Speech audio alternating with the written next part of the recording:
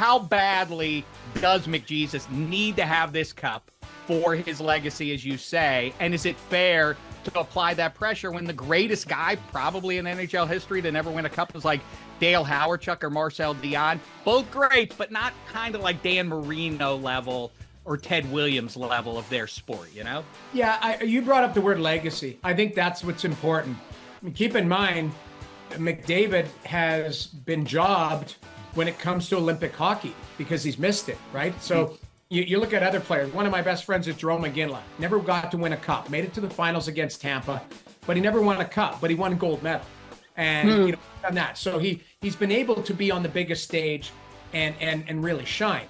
This is the biggest stage in the National Hockey League. The Stanley Cup is arguably the toughest trophy to win in pro sports. The best players always find a way to win the top prize.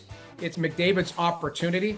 And you're right, Draisaitl's right there. And we see a lot of tandems, great tandems. In hockey, for example, it was Gretzky and Messier. In Pittsburgh, it's Lemieux and Yager. All the best tandems have won. McDavid and Draisaitl need to win. Are you saying that McJesus right now goes ahead of Sidney Crosby? I mean, Sid's accomplished way more. Right. But I mean, when it's all said and done, I would argue that McDavid probably is the most evolved hockey player to ever play the game.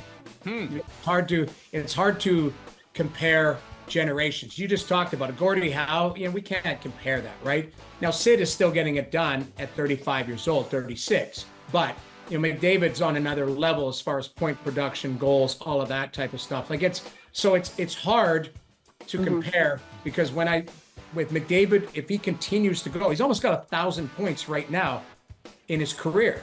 Like he might end up with 2,000 points in his career and be pushing, up to like second of all time type of thing as points. Do they call him McJesus because he does so much whining? I'm just kidding. I don't know. You know what? Sidney Crosby was called a whiner too, right? Like that was the thing. People get on the top players because they feel like there's preferential treatment.